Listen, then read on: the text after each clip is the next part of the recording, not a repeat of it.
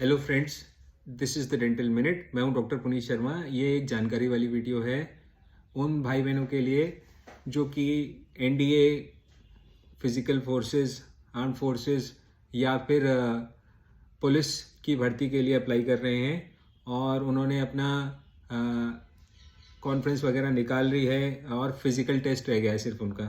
तो मैं उन लोगों को जानकारी देना चाहता हूं कि किन किन चीज़ों को ध्यान देते हैं दांतों में डॉक्टर्स जब आपका फिजिकल हो रहा होता है एग्जामिनेशन वहाँ पे। तो आपके मुंह में एक तो कोई भी दांत टूटा हुआ नहीं होना चाहिए या गायब नहीं होना चाहिए। सबसे पहली बात, मिसिंग नहीं होना चाहिए, या तो वो बचपन से गायब हो या टूट गया हो।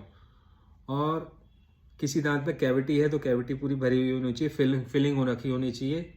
किसी दांत पे कैप लगी हुई है तो कैप पूरी फंक्शन में आनी चाहिए, ऊपर वाले दांत से या नीचे वाले सामने वाले दांत से पूरी मिलनी चाहिए, वो कैप ऑक्लूजन में होनी चाहिए।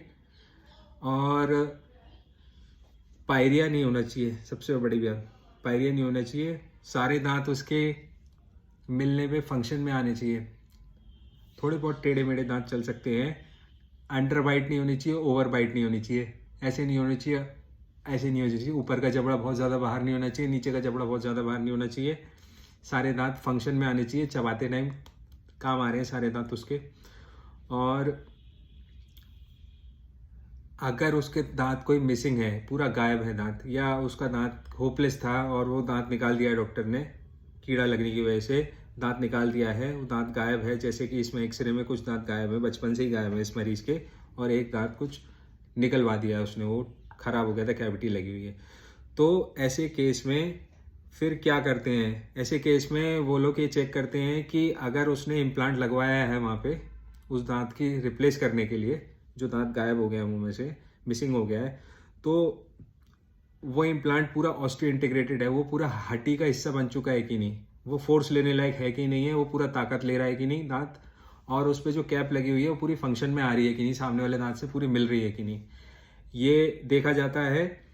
सामने के दांतों में अगर इम्प्लांट लगे हुए हैं तो वो लोग सिर्फ ये देखेंगे कि उस पर कैप लगी हुई है कि नहीं लगी हुई है।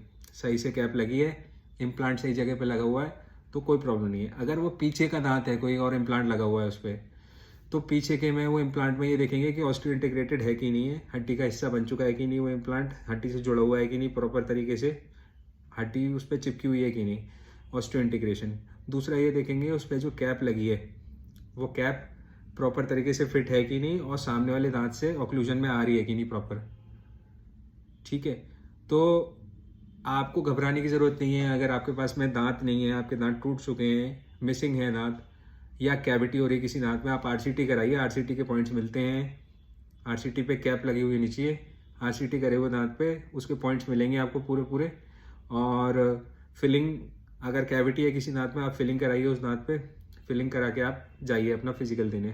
अगर कोई दांत गायब है या टूट चुका है, आपने उखड़वा दिया है, तो उस दांत में इम्प्लांट लगवाइए, और वो इम्प्लांट पूरा ऑस्टियो इंटीग्रेटेड होना चाहिए, उस पर कैप लगी हुई होनी चाहिए आपके फिजिकल से पहले तक। ठीक है फ्रेंड्स, नमस्कार।